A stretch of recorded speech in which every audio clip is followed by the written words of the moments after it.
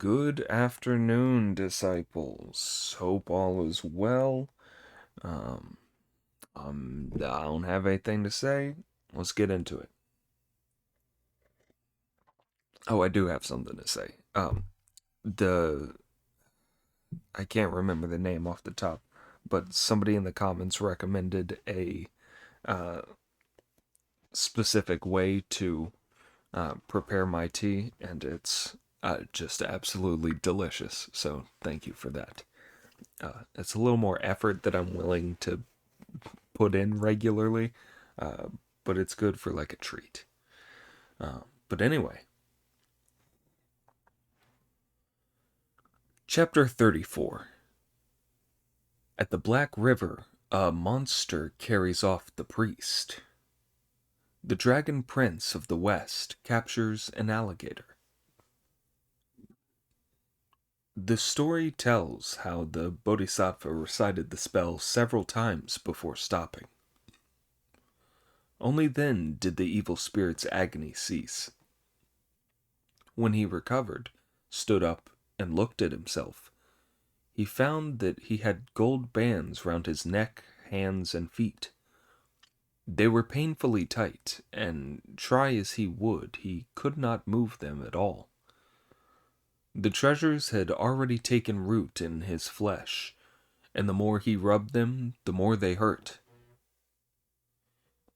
There, little darling, mocked Monkey.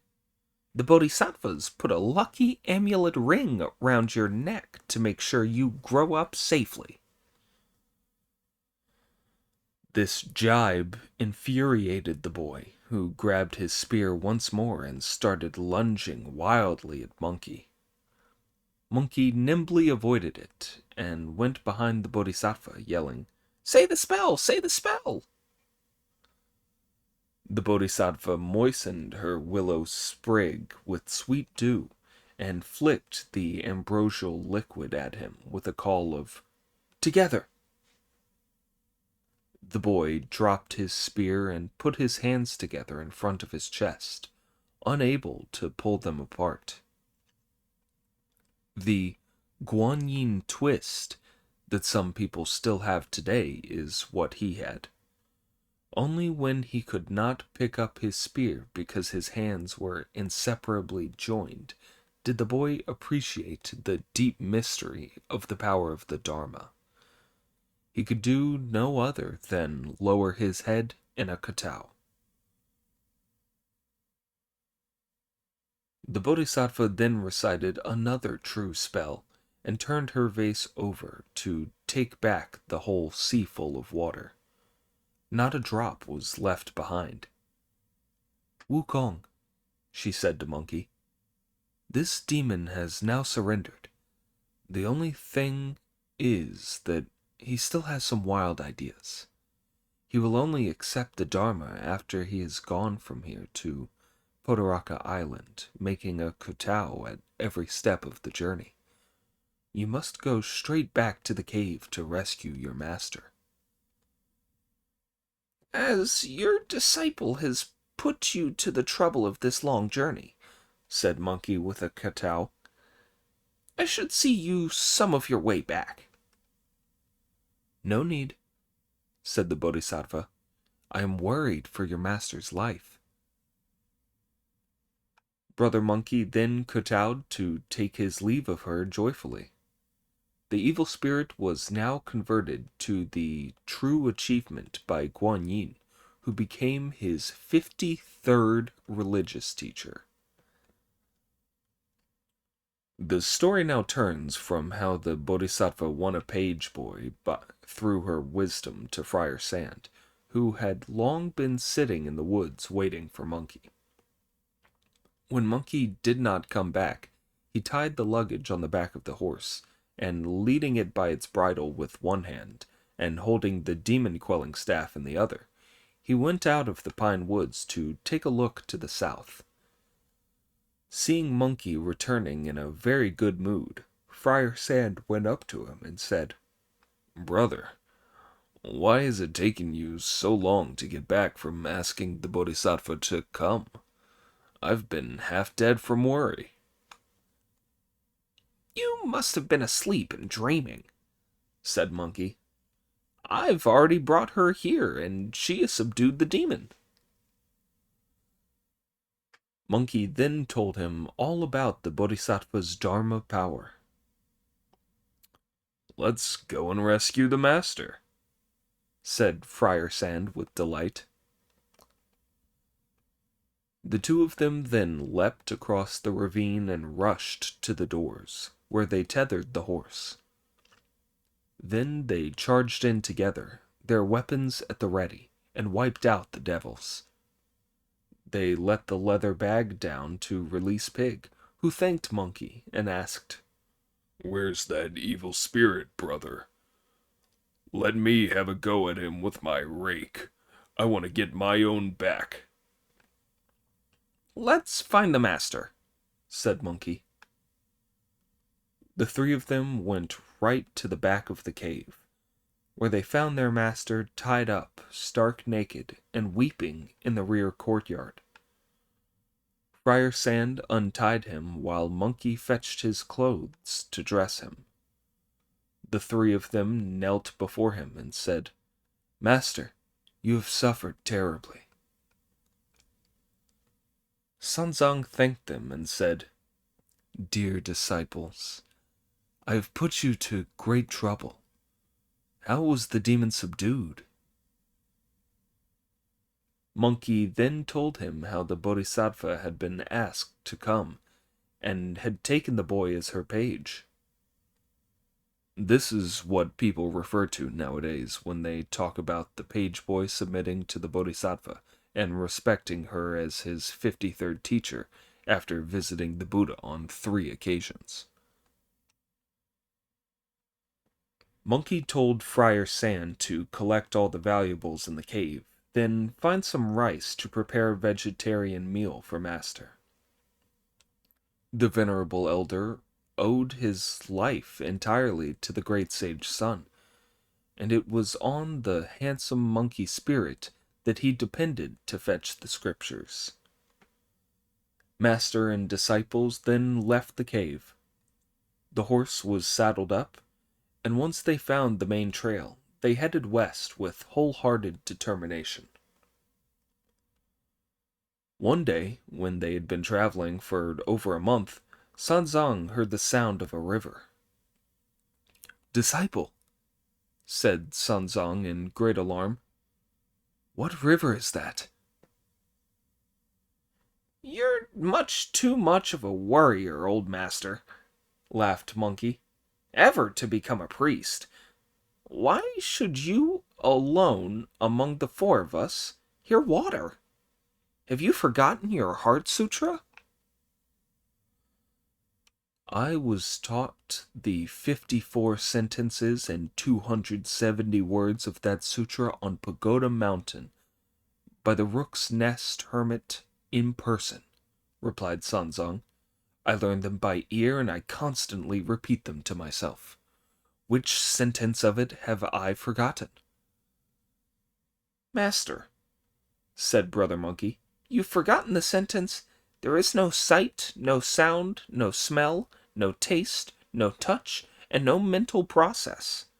We men of religion should not look on beauty, hear music, smell sweet fragrances, or taste good flavors. We should not even notice whether we are hot or cold, and our minds should be free from delusion. This is the way to repel the 6 bandits that attack eye, ear, nose, tongue, body, and mind. Because of your mission to fetch the scriptures, you are constantly worrying. You are afraid of evil monsters because you cling to your body. When you ask for vegetarian food, your tongue is moved. If you enjoy a pleasant aroma, it stimulates your nose.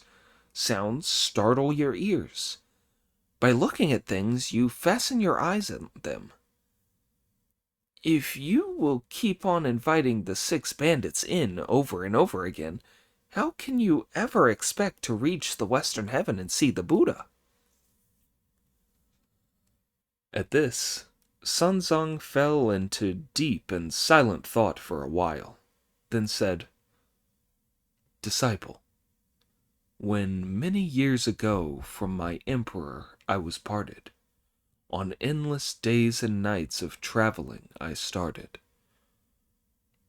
In the mists upon the mountains my grass sandal were worn through. Many ridges have I climbed in my rain hat of bamboo. How often have I sighed when the gibbons call at night. I cannot bear to listen to birds chirping in the moonlight. When will I achieve the 3 samadhis I implore, and obtain the Tathagata's most wonderful law?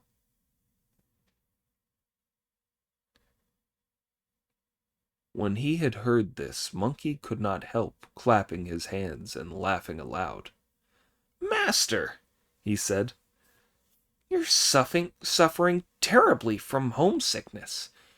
If you really want to achieve the 3 samadhis, it isn't at all difficult.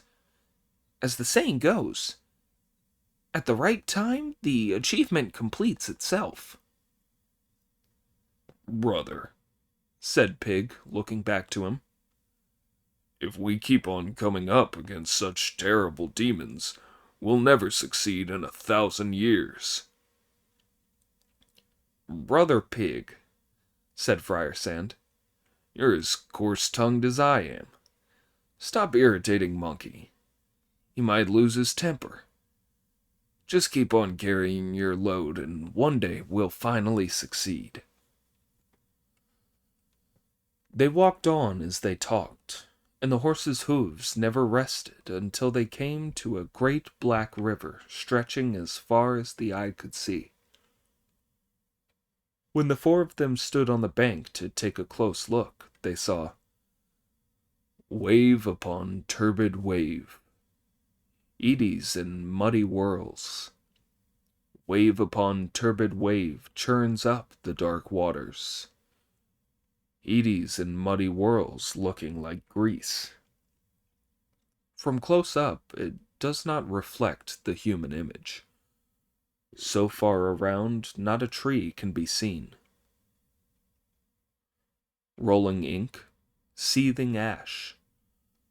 Bubbles that rise are charcoal. The flying foam is like shoveled coal dust. Cattle and sheep will not drink. Magpie and crow avoid it. Cattle and sheep will not drink its blackness. Magpie and crow avoid its vast expanse. Only the reeds by the bank grow as they should, while the flowers and grass by the sandbank flourish green. The world is full of rivers and lakes, and many are its streams and marshes and springs. But of all the places that people have seen in life, the Black River of the West is not among them. "Disciples," asked Sanzang as he dismounted, "why is this river so dark and turbid?" "Someone's washed out an indigo dyeing vat in it," said Pig. "No," said Friar Sand. "Somebody's been cleaning their inkstone in it." "Stop making silly guesses, you two," said Monkey, "and let's work out how we're going to get the master across." "I'd have no problem crossing that river," said Pig. "I could ride a cloud or swim and be over it before you had time to eat a meal." "And I could be across in an instant, on a cloud, or by walking on the river," said Friar Sand. "It's easy enough for us. But the problem is the master." "Disciples," said Sanzang, "how wide is this river?" 3 or 4 miles, said Pig. "You 3 decide which of you will carry me across," said Sanzang. "Pig can carry you," said Monkey. It'd be hard, said Pig. if I tried carrying him by cloud, we wouldn't get 3 feet above the ground. As the saying goes, mortals are heavier than mountains. And if I tried to swim with him on my back, we'd both drown. As they were talking on the bank, a man appeared upstream rowing a little boat.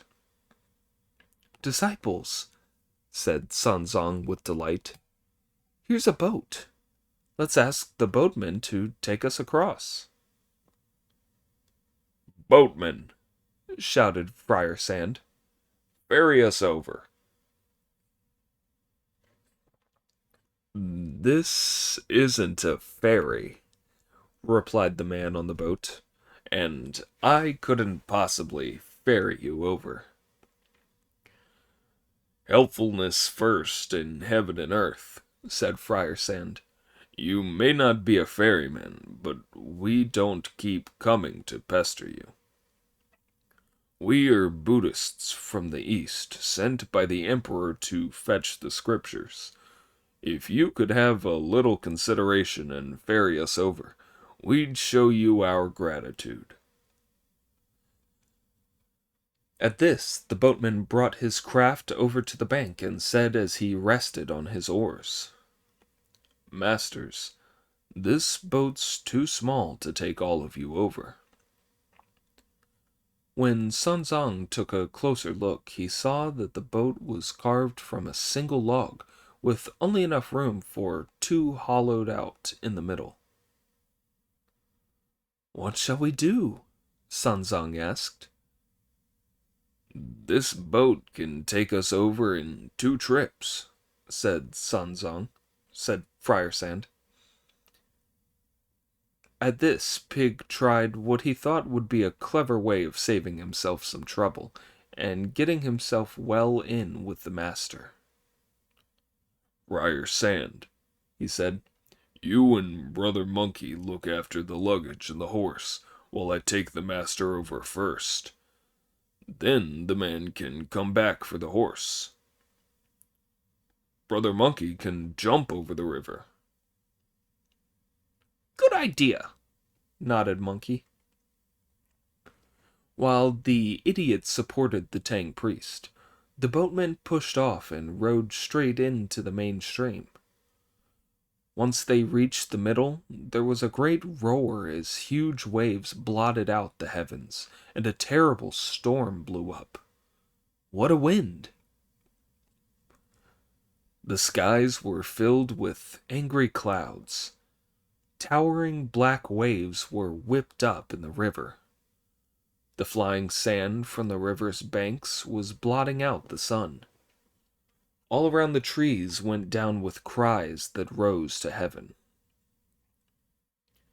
The churned up rivers and seas struck terror into dragons, while trees and flowers perished in the dust. The blows were like the crash of thunder. The mighty gusts all roared like hungry tigers. Crabs, fish, and prawns lay down to pray to heaven, while birds and beasts were driven from their nests. Disaster struck all boatmen on the lakes. No human life was safe upon the seas. The fisherman by the stream could barely hold his spear. The river boatman could not punt his ferry. Houses collapsed as bricks and tiles flew. In the universal terror, Mount Tai was shaken. This wind was the work of the boatman, who was, in fact, a monster from the Black River. Watch as the Tang priest and Pig plunge into the waters, boat and all. They disappeared without a trace, and nobody knew where they had been carried off to. On the river bank, Friar Sand and Monkey were desperate. What are we to do? They said. The master keeps running into disaster. Now he's in trouble here at the Black River after escaping from the last demon and having such a peaceful stretch of journey. Perhaps the boat capsized, said Friar Sand. Let's look for him further downstream. No, said Monkey. It can't be that. If the boat had capsized, Pig can swim, and he'd certainly have saved the master and raised him above the water.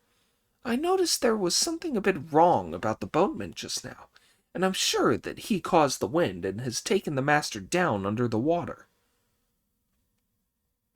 Why didn't you say so before? Asked Friar Sand. Look after the horse and the luggage while I go to look for him in the water. But the water doesn't look right either, said Monkey. I don't think you'll be able to. It's nothing compared to the water in my shifting sands river, said Friar Sand. I can do it. The splendid monk took off his tunic, tied strips of cloth round his wrists and feet, and plunged into the waves with a great splash as he whirled his demon-quelling staff. As he strode through the waters, he heard voices, so he drew aside to steal a look. He saw a pavilion, over the doors of which was written large, Palace of the God of the Black River in the Hengyang Valley. He could hear a monster saying to himself as he sat there, It's been hard work getting him, but this priest is a holy man who has cultivated his conduct for 10 lives. One piece of his flesh is enough to make you immortal. I've waited for him long enough, and now my ambition has been fulfilled. Then he issued his orders. Little ones, fetch the metal steamer at once. Cook those 2 monks whole. Then write an invitation and deliver it to my second uncle, asking him over to eat them as a birthday feast. This was too much for Friar Sand's temper. He beat on the doors with his staff, yelling abusively, Damned monsters! Give me back my master, the Tang priest, and my brother Pig this minute.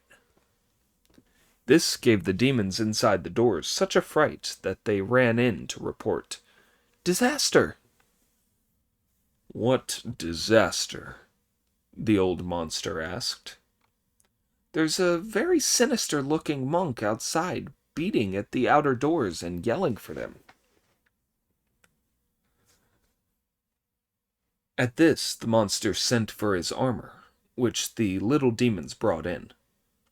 When it was all properly tied on, he went outside, holding his flail of steel pieces, joined together by bamboo-shaped links.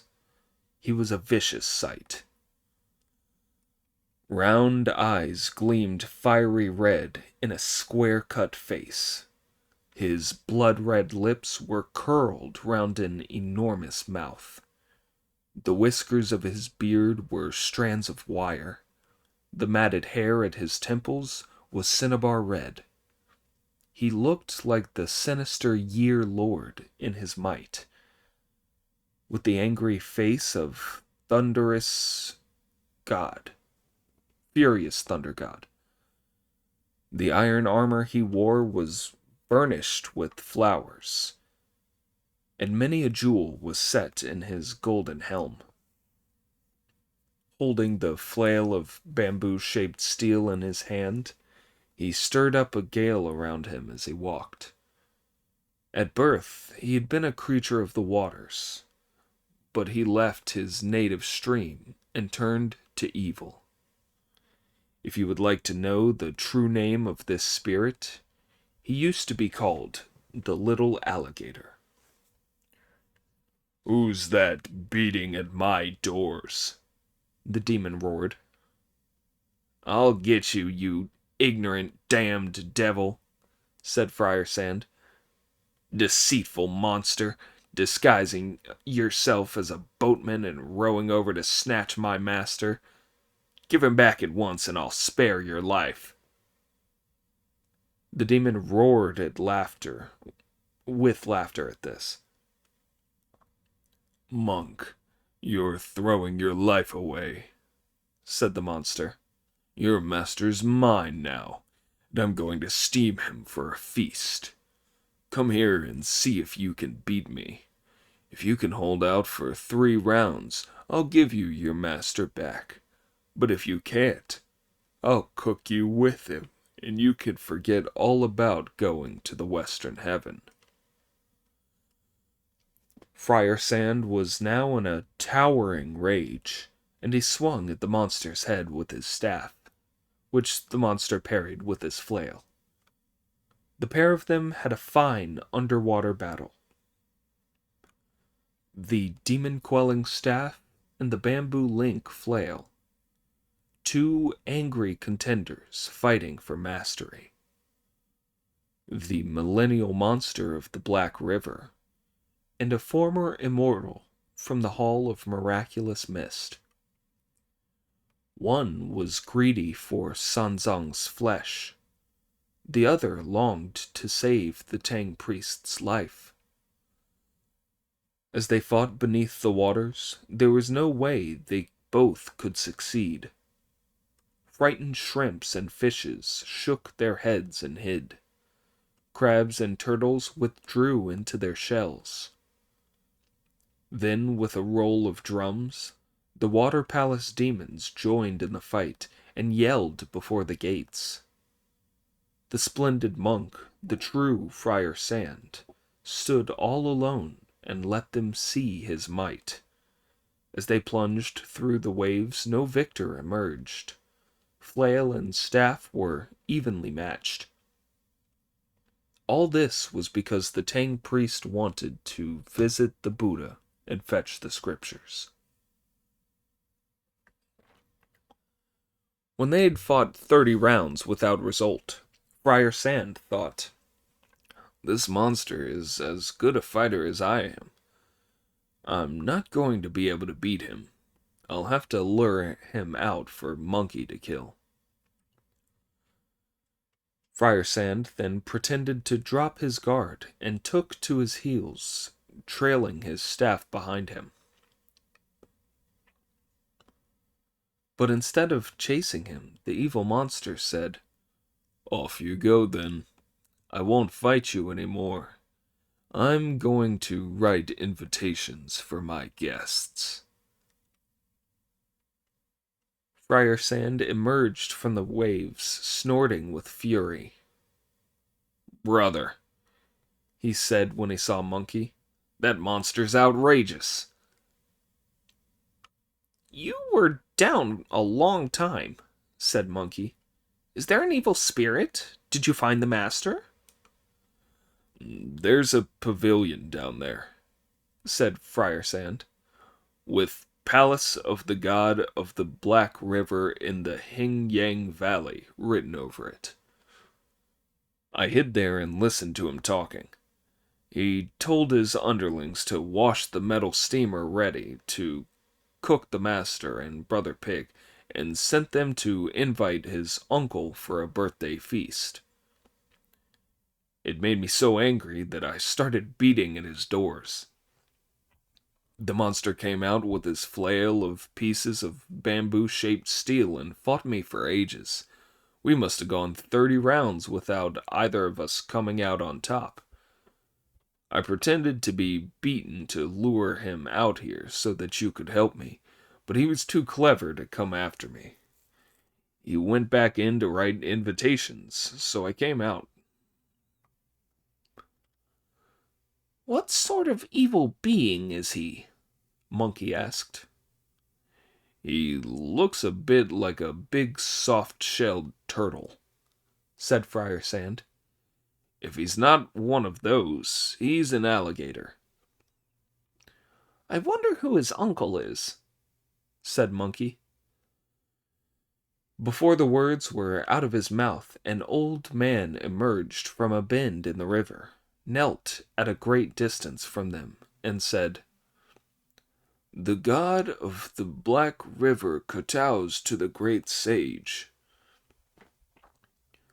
Weren't you the evil spirit who rowed the boat?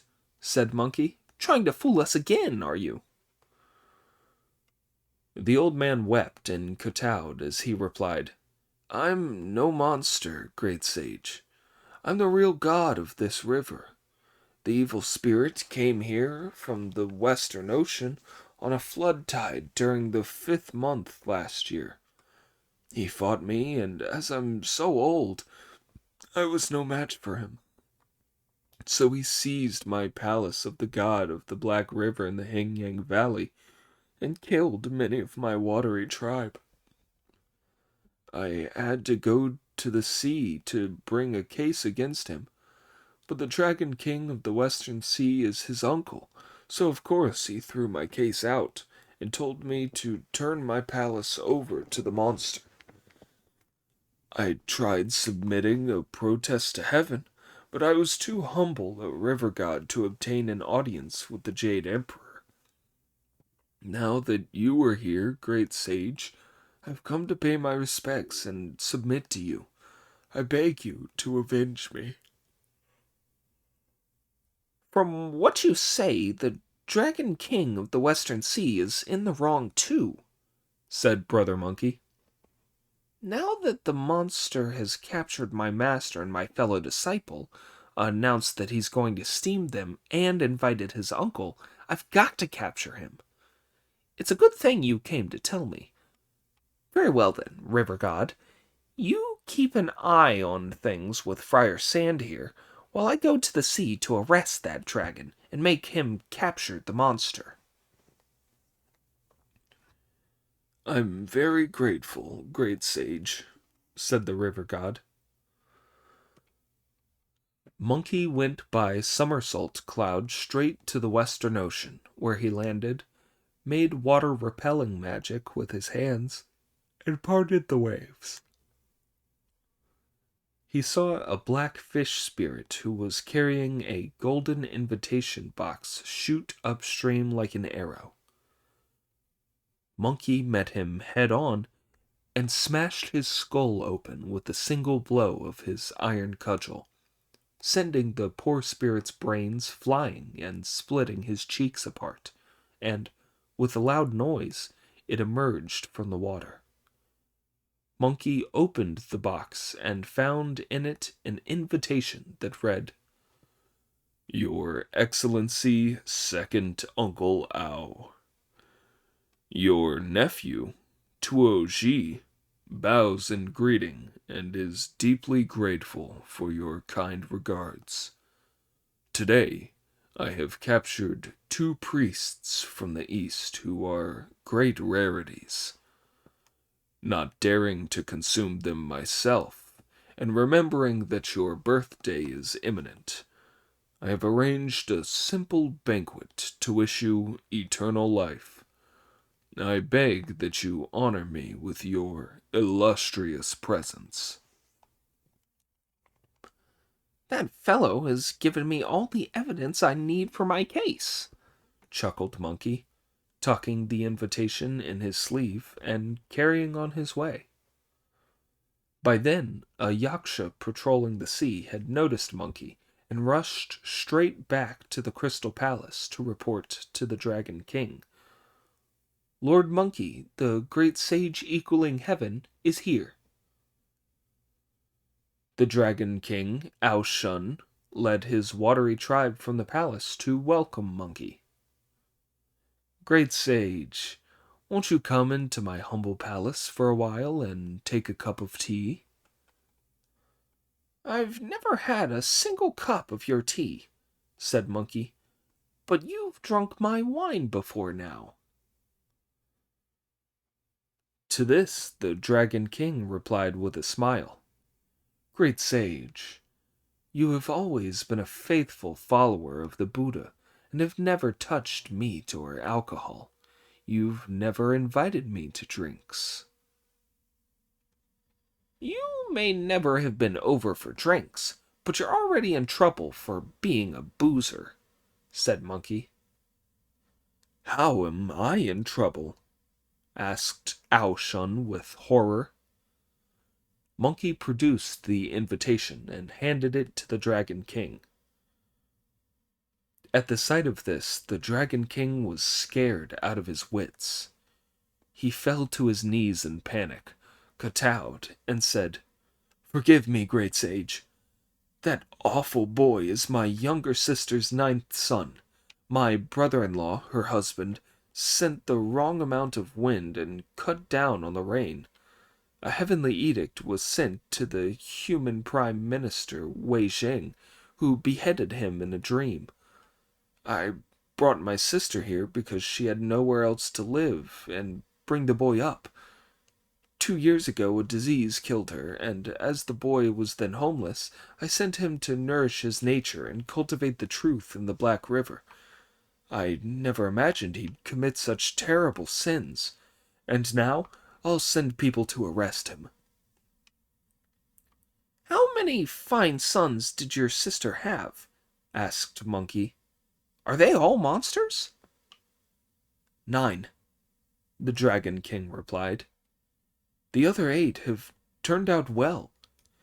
The eldest is Little Yellow Dragon, and he lives in the Huai River. The second is the Little Black Dragon, who lives in the River Xi. The third is the Blue-backed Dragon, who occupies the Yangtze. The Red-whiskered Dragon is the 4th son, and he holds the Yellow River. The 5th is the Vain Effort Dragon, who looks after the bell for the Lord Buddha. Guardian Dragon is the 6th, and he sits guarding the roof of the Heavenly Palace. Respectful Dragon is the 7th. He holds up the winged column at the Jade Emperor's court. The 8th is Clam Dragon, who lives with my eldest brother on Mount Tai. The youngest, Alligator Dragon, has had no particular duties since he is still young. He was only sent to the Black River to nourish his nature last year. He hasn't won himself any fame or been transferred and given a job elsewhere. I never expected that he would disobey me by offending you, great sage." When Monkey heard this, he laughed and said, "How many husbands has your sister had?"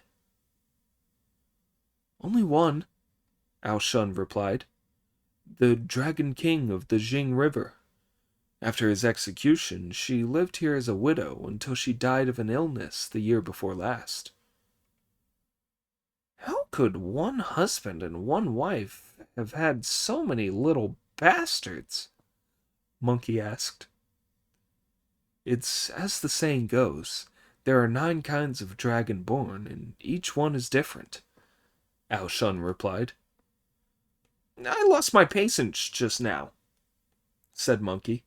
"With this invitation as evidence, I was going to submit a complaint to the Heavenly Court and charge you with conspiring with the monster to kidnap. But from what you tell me, the wretch refused to follow your advice, so I'll let you off this time, partly out of respect for your elder brother, and partly because that wretch is too young to know any better. Besides, you didn't know what was happening. But you must send someone at once to arrest him and rescue my master. Then we'll decide what to do." Ao Shun then told his son, Moong, "Take 500 of our strongest prawn and fish soldiers to arrest and charge Alligator immediately. At the same time, arrange a banquet as an apology to the great sage." "There's no need to worry so, your majesty," said Monkey. "I've already told you I'll let you off, so why bother with the banquet? But I would like to go with your son, as my master has been wronged, and my fellow disciples are waiting for me." The Dragon King tried hard to make him stay, but without success. Then a dragon maiden came in with tea, a cup of which Monkey drank, standing up before taking his leave of the old dragon, and leaving the Western Sea with Moong and his troops. Soon they were back at the Black River, where a monkey said, "Catch the demon, your royal highness, while I wait on the bank." "Don't worry, great sage," said Moong. "I'll arrest him, show him to you, great sage, to sentence and punish, and return your master to you. Only then will I take him back to the ocean and see my father." Monkey took leave of him cheerfully, recited the water-repelling spell, and made it with his hands, sprang out of the waves, and made straight for the east bank, where Friar Sand and the river god said, "When you went it was by air, so why have you come back from under the water?" Monkey told them all about how he had killed the fish spirit, taken the invitation, charged the Dragon King, and brought soldiers back with the Dragon Prince. Friar Sand was very pleased, and they all stood on the bank waiting.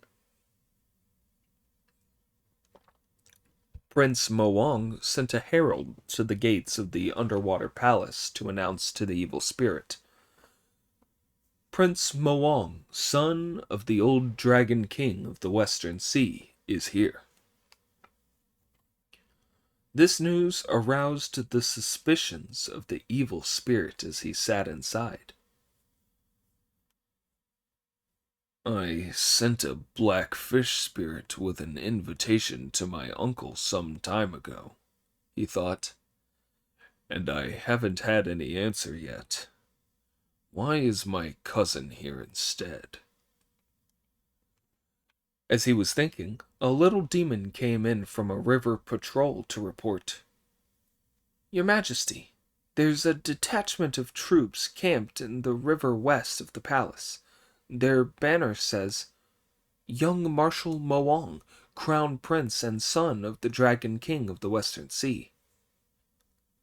"That cousin of mine is outrageous," said the monster. "Presumably my uncle couldn't come and sent him to feast instead, but he didn't have to bring an army with him. There must be something up."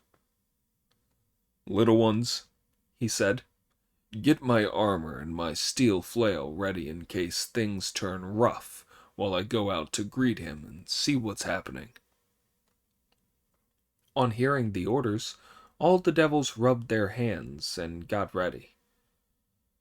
When the alligator came out, he saw a whole force of sea soldiers camped there on the right.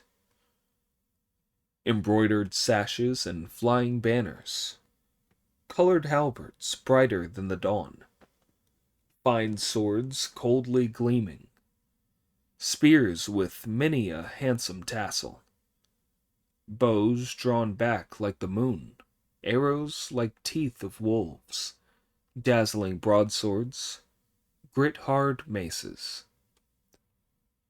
There were whales, turtles, and clams, crabs, tortoises, fish, and prawns, all drawn up by size, their weapons as dense-packed as a field of hemp.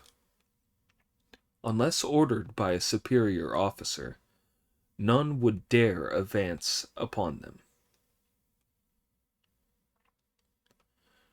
When the alligator demon saw them, he went straight to the gates of their camp and shouted at the top of his voice, "Cousin, I'm waiting for you here with an invitation."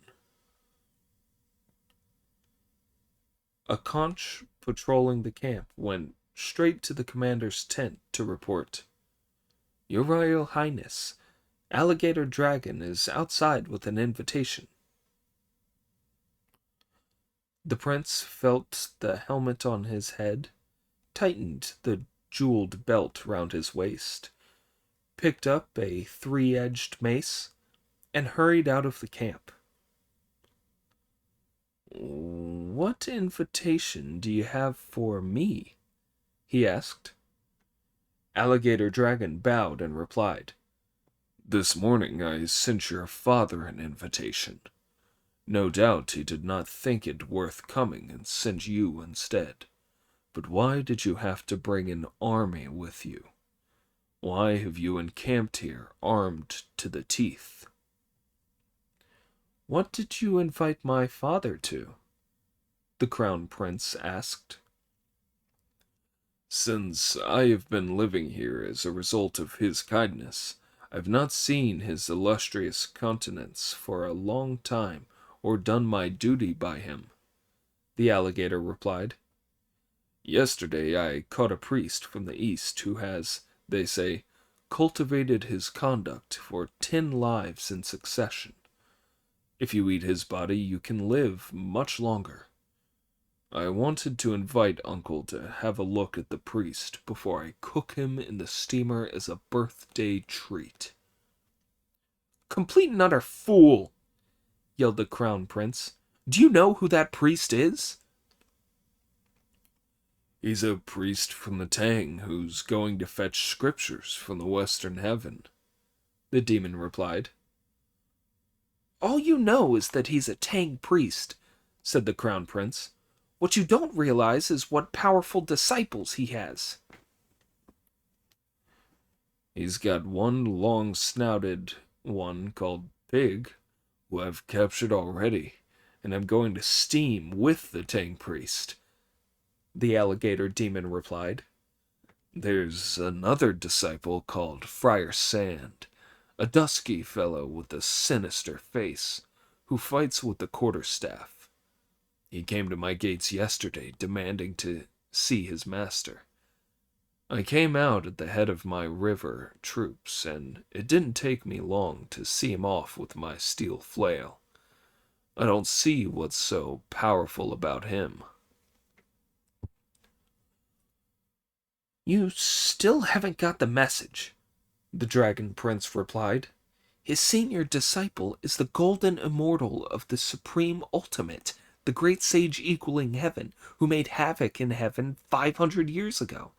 He's now escorting the Tang priest on his way to worship the Buddha and fetch the scriptures in the western heaven. He was converted by the compassionate and merciful Bodhisattva Guan Yin of Podaraka, who changed his name to Sun Wukong the Novice. Why ever did you have to bring this catastrophe on yourself? He came across a messenger of yours in the ocean, took the invitation, and went straight into our crystal palace to make things very awkward for my father and myself. He has on us a charge of conspiring with evil spirits to kidnap. You'd better bring the Tang priest and Pig straight to the bank, hand them back to the great sage monkey, and join me in making apologies to him if you want to keep alive. If you even hint at a no, you can forget about remaining here in one piece." This threw the alligator monster into a terrible rage. "My own cousin taking their side," he exclaimed. "You'd have me hand the Tang priest over, but nothing comes that easy in this world. Just because you're scared of him doesn't mean that I am. If he's really got such powers, and he has the guts to go 3 rounds with me in front of my palace gates, I'll give him his master back. If he's no match for me, I'll capture him too and cook him with the others. And this time there'll be no guests or relations. I'll fasten the doors, my little ones will sing and dance for me, and I'll sit in the place of honor and have a fine old time bloody well eating them myself." "Damn devil," the Crown Prince swore back at him. "You're a disgrace. Even if you're not going to regard the great sage monkey as a worthy foe, will you dare to fight me?" "A tough guy is afraid of nobody," the demon replied. He then called for his armor, at which a host of little devils came forward, with his armor and his steel flail. The two of them were now glaring at each other, and each wanted to play the hero. The orders were given, the drums rolled, and a fight ensued that was much harder than the one with Friar Sand. What could be seen were dazzling banners, gleaming halberds. The encampment was quickly broken up, while the gates of the palace were opened wide. Prince Moang wielded his golden mace. That alligator parried with his flail. Fierce were the river soldiers as the cannon roared. Wild were the ocean warriors as the gong was beaten. Shrimp fought with shrimp, and crab with crab. Whales and giant turtles swallowed red carp. Bream and carp set mollusks running. The shark and mullet put the mackerel to flight. The mussels all panicked when oysters captured clams. The swordfish barbs were hard as iron rods. The barracuda's needles were sharper than spears. Sturgeons chased the white eel. Perch and herring seized the black pomfret. The river was full of battling demons, while both sides' dragon warriors contended. The long melee stirred up the waves, and Crown Prince Moang was better than a Vajrapani, as he roared and struck at the head with his mace, capturing the alligator who caused the trouble. The prince pretended to drop his guard with his three-bladed mace.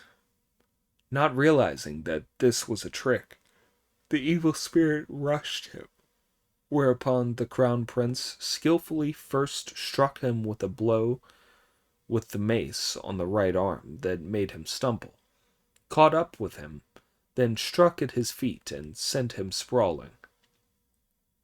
The ocean soldiers rushed up, seized alligator, tied both hands behind his back, put an iron chain through his collarbone, hauled him up on the bank, and took him to Monkey, where the prince reported, "Great sage, I have arrested the alligator demon and am handing him over to you for judgment."